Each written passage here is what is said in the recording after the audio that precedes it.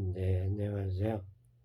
이번엔 우리가 이 운동학 자체라는 걸 하면서 이 운동학이라는 게 뭐냐? 그 자체로 뭐 눈에 보이는 게 있으면 그거를 쓱쓱 써보는 거, 그거를 말해요. 그래서 이런 와중에 저번에는 조금 자잘해 보이게 이렇게 저렇게 했는데 정말 꼼꼼하고 한편 물리를 하는 게 좀 어떤 모양으로 볼 수 있는 건지를 알 수 있을 것 같아서 정성을 다해서 여러분께 드렸던 거예요. 이번에는 이렇게 막상을 써놨는데 그 전에 이거를 한번 써볼까 합니다. 딱 봐도 뭔지 알아요, 이거? 딱 봐도 뭔지 알아요? 벡터라고 하는 게 뭔지는 저번에 대략적으로 설명을 했는데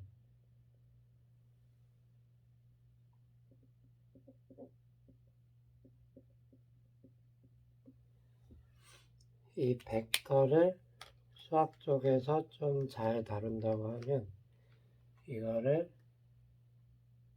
벡터 해석학이라고 해요. 해석? 벡터 해석. 왜 많고 많은 말 중에 해석이냐? 제가 초반부에 얘기를 드린 게 있지만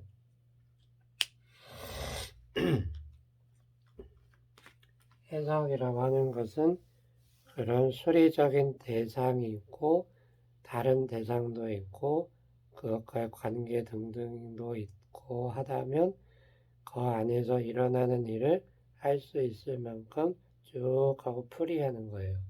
이거 해석이라 그래요. 근데 엄연히는 이 분야가 맞긴 하지만 우리가 진짜 막 진짜 수학 공부를 하는 건 아니기 때문에 단지 우리가 지금 하는 데 있어서는 여기에 필요한 것들 정도를 한다. 이거를 본다고 보면은 되겠어요. 벡터라고 하는 것 자체가 일반적으로는 이렇게 쓰이죠. 무슨 색으로 할까? 또 벡터라고 하면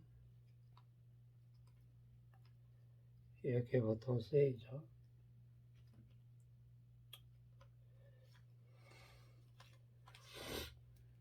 그래, 좀 로열리티를 뽐내보기 위해서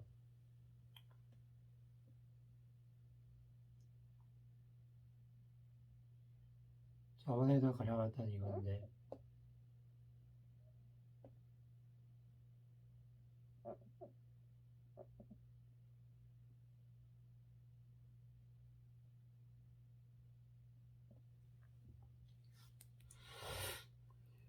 이거를 예로 들어서 이렇게 표현한다고 해보면 이 녀석을 벡터가 영어로 VECTOR인데 그거를 그냥 따서 B라고 하죠. 벡터가 하나 있어. 이제 보자 해보면 돼요. 그래가지고 뭐냐면 이제는 3차원으로 생각을 해볼게요. 우리가 직관적으로 다 보고 알고 있는. 그러면 얘가 일단은 어느 출발 지점이 있을 것이고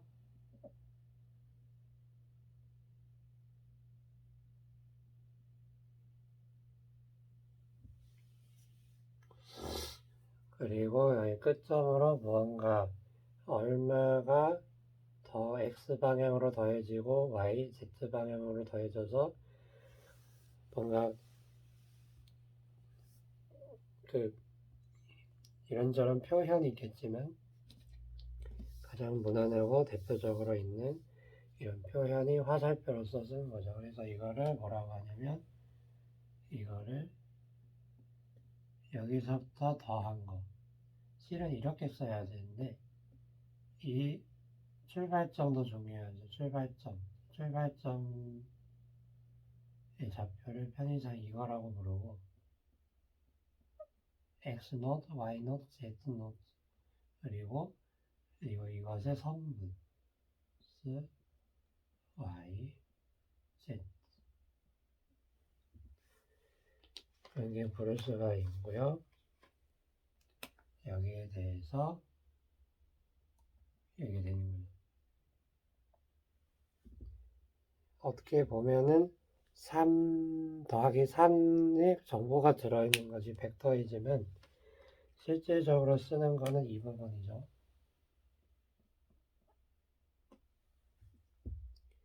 자, 이것을 뭐라고 부른다고? 벡터의 컴포넌트라고 불러요. 이루어진 성분.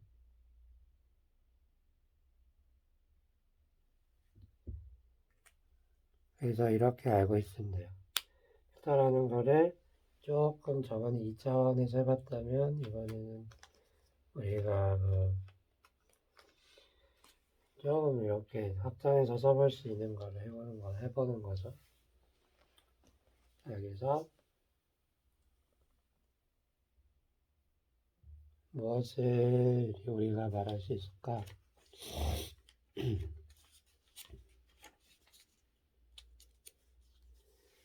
한번 이런 거를 한번 생각을 해보자고요.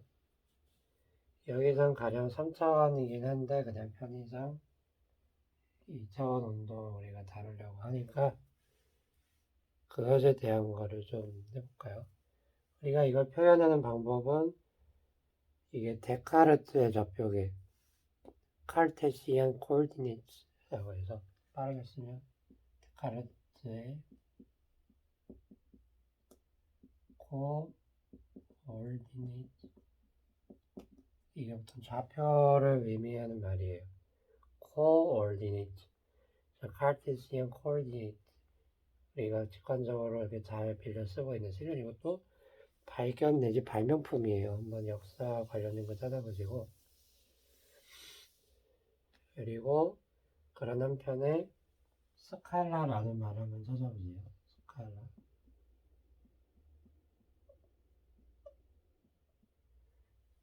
스칼라가 있네. 이거는 그냥 보기만 하세요. 스칼라라는 것은 확장은 벡터가 되고 이거는 지금 몰라도 돼요. 이건 나중에 여러분들이 관심 있으면 그냥 한번 호기심으로 찾아만 보세요. 이걸 확장하면 텐서라고 하는 게 있어요.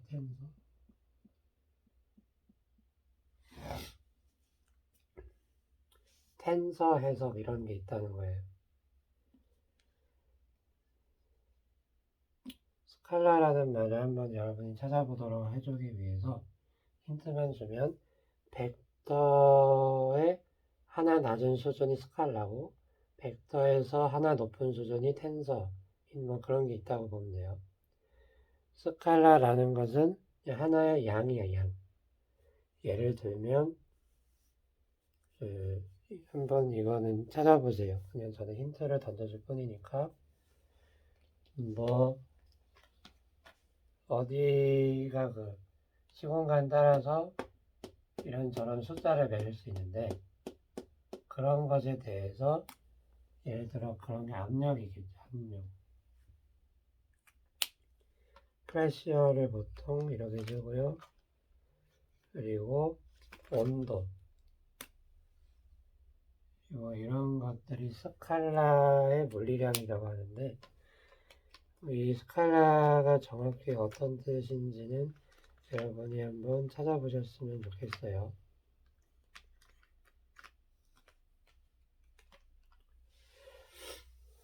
아무튼 그렇게 했고 차근차근 해가지고 이런 얘기를 했는데 이번엔 이런 거를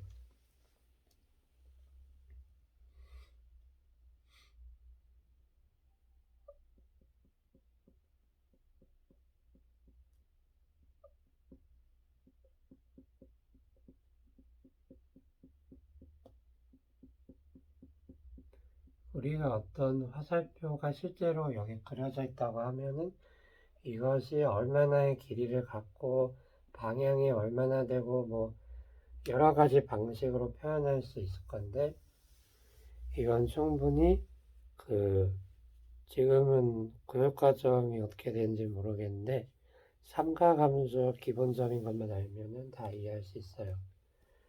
이걸 어떻게 표현할까? 이거를 어떻게 해볼까? 그래가지고 나오기를 이런 친구가 있어요. 이 녀석을 누가 알아들을 수 있게 리포트를 해야 해. 그럴 때 우리가 어떻게 할 수 있을까를 생각해 볼 수 있는데, 자, 잘 봐요. 제가 하는 말.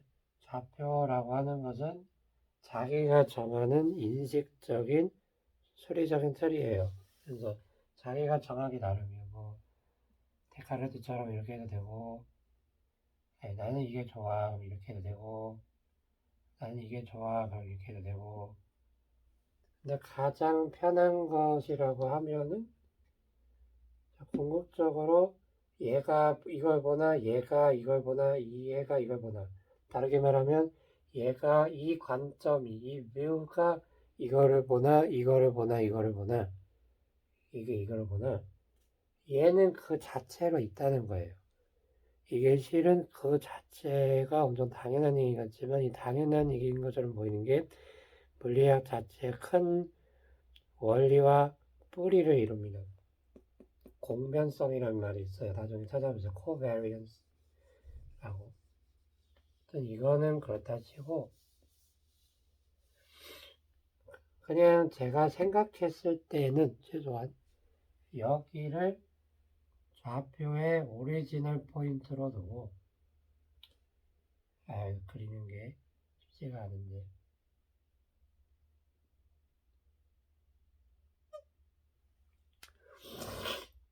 이것에 대해서 얘가 위치가 얼마다 이렇게 쓰는 거죠. 여기가 끝점이니까 내려서 이 벡터의 이 프로젝션이라는 말을 씁니다. 수학에서 아무튼 프로젝션을 이렇게 그림자를 내리듯이 시켜가지고 얘 성분이 뭔지 알죠? 그거를 읽으면 이게 뭐 예를 들어서 벡터 A라고 하면 AX 그리고 AY가 돼요. 그래서 나는 이거를 내 이 데카르트님을 기념해서 쓰기를 이렇게 쓰고 싶다는 거예요. 이건 보통 많이 쓴 노테이션, 그러니까 표기법 노테이션을 가져다 쓴 거예요. 그렇게 된 거고, 나는 이렇게 할 수 있는데 좀 딱딱해서 이렇게 보고 싶어 라고 아이디어를 넣어냈어. 어떤 거냐면, 이거를 그대로 여기 가져다 생각을 해요. 이상한 말 아니지만 착한 사람은 눈에 보여. 자, 보이죠? 자, 이것이 있고, 근데 나는 그냥 그릴게요.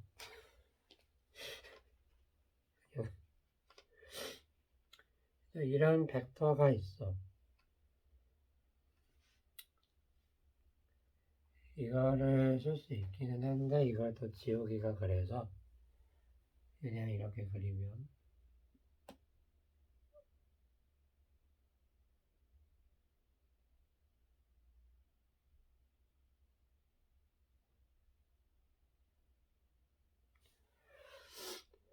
나는 이렇게 하고 싶은데요.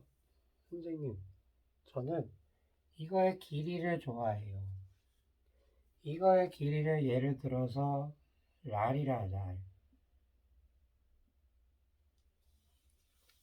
R이라고 하는 게 왜 그런지 한번 맞춰보세요.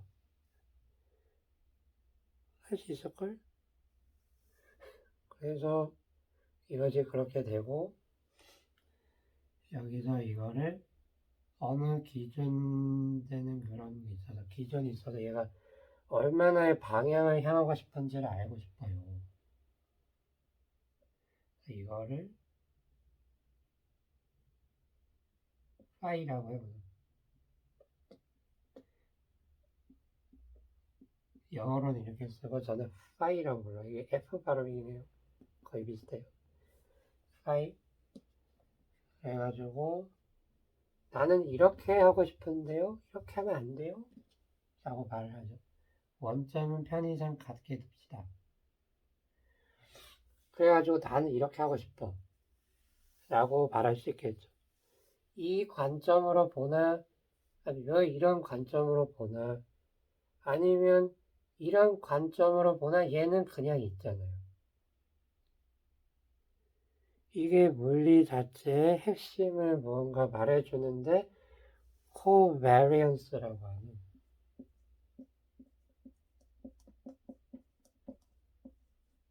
아주 중요한 뭔가의 성질을 보여주는데 궁금하면 찾아보세요. 같이 변한다? 뭐가 변할까? 이 관점이 달라져도 이게 이걸로 가거나 이게 이걸로 가거나 뭐 관점을 바꿀 때도 뭐 변할 때도 뭔가 공통되어야 되는 게 있어야 되겠지. 자, 일단 힌트 다 줬다. 그래서 이거를 이렇게 표현할 수 있어요. 여기에서의 여기 친구의 언어는 X랑 Y의 언어로 말을 해요. 제가 이거를 더 쉽게 알려주면 안 되는데 여기 있는 친구는